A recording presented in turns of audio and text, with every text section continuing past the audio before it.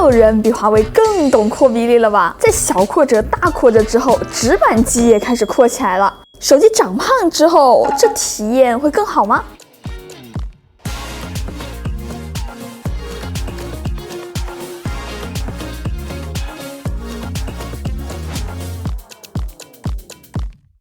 ？Pura X-Feel 手機命名界終於迎來了新單詞。原本那些 Ultra、Max、Pro 這些單詞太乏味了，根本無法描述這一台手機給人的感覺。一個超級窄的邊框跟這個超級寬的比例搞在一塊，感覺手上拿着的就不是一台手機，而是握着一塊屏幕，太奇妙了。而且因為沒有直板機影像模組那種头重腳輕的感覺，屏幕就像是焊在手裡面一樣。這個擴到底是個什麼概念呢？這是一台 Pro， 這是一台 Max， 而這是一台 View， 是不是有一種突然之間膨脹爆開的感覺？千萬不要以為華為就是把擴折疊的外屏拎出來做成了直板機，其實呢，它是比擴折疊的外屏要大上不少的，比展開之後的內屏又要小一點。但去掉折疊之後，它的這個厚度都不到7毫米，這算是瞄着 Air 去了。加上它寬度其實和 Pura X Max 差不多寬，握起来反而壓力還沒有那麼大。而且你別忘了，人家可是有7000毫安时和长焦的，可沒妥協多少東西。設計還是保持家族化，幾何拼接的光山背板，絕對是那一種不小心瞥一眼都會多看2下的。藥丸模組因為足夠寬大，看起來軟軟糯糯，把整個機子搞得就圓嘟嘟的，可愛捏。那它憑什麼說自己擴呢？就憑這個比其他直板機都要寬的機身和16比9.5這個神奇的比例。擴直板剛上手，乍一看感覺很新奇啊。不過真到具體內容好像沒啥提升啊。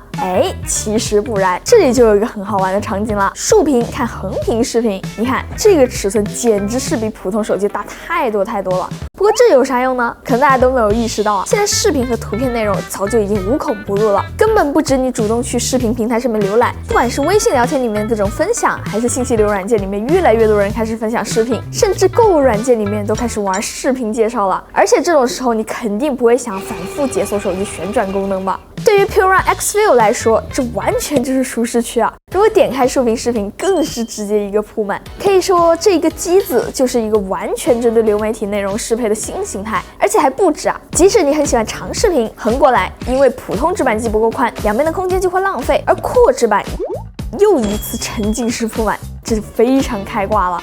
合着不管你看長視頻還是短視頻，全部通吃唄，全都要。我就超級喜歡看 B 站的時候。对上眼了，一轉過來，嘣的一下，直接占滿整塊屏幕啊！而且這個比例用來看小說、看漫畫，就有點像是以前在學校會看的那種小人書，讀起來還挺符合直覺的。用來看 PPT 也是更大更清晰，修改圖表的時候，一次性也能顯示更多的內容。借着新系統和擴直板這個形態，華為也是學會勞逸結合，打起手遊了。本身擴直板這個形態就很優勢了，在適配的遊戲裡面，縱向的空間可以直接多出去一截，畫面看起來更大了。下棋的時候，交互操作的排版也更加合理了。擴視野就跟開瓜似的，雖然說這個跟平板打遊戲差不多，但是擴直板可比平板迷你太多了。我能從口袋裡面拿出來，你能嗎？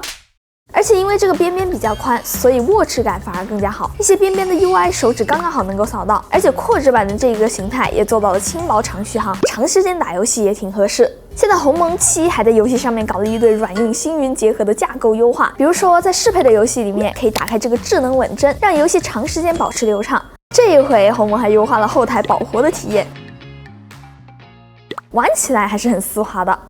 鴻蒙生態裡面可以遊玩的遊戲也越來越多了，有的遊戲還做出了差異化，比如手機上面的遊戲打到一半可以流轉到平板或者是電腦上面繼續。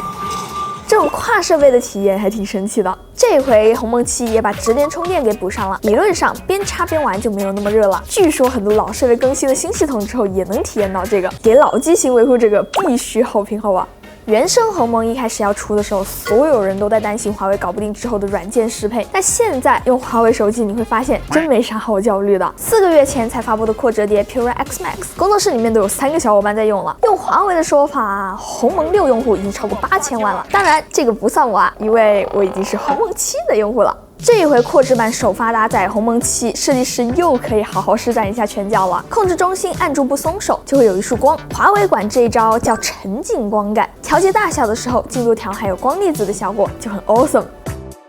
消除通知的時候，通知也是以粒子形態消散。莫名讓人想打響指是怎麼回事？還有一種非常液態的效果，呼出音量條、拓展消息通知的時候都会這樣，藕断絲連一下。這種小細節就很戳人。這一次還有一個主題叫碰碰樂園，解鎖進入前你可以瘋狂搖晃它們，這上面的字、表情都是可以自定義的，背景也可以換一個跟扩值版更搭的，就是換個視角看，還挺像炫耀新手機的。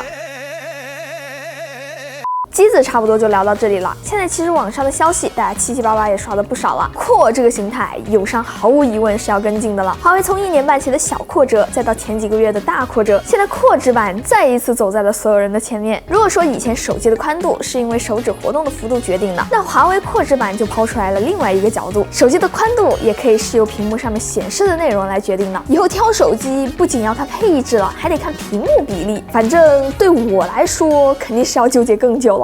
好啦，那麼以上就是本期視頻的所有內容啦。如果這期視頻對你有所幫助的話，記得給我點讚、3連關注哦，這對我來說非常重要。那我是千里，咱們下期再見吧，拜拜。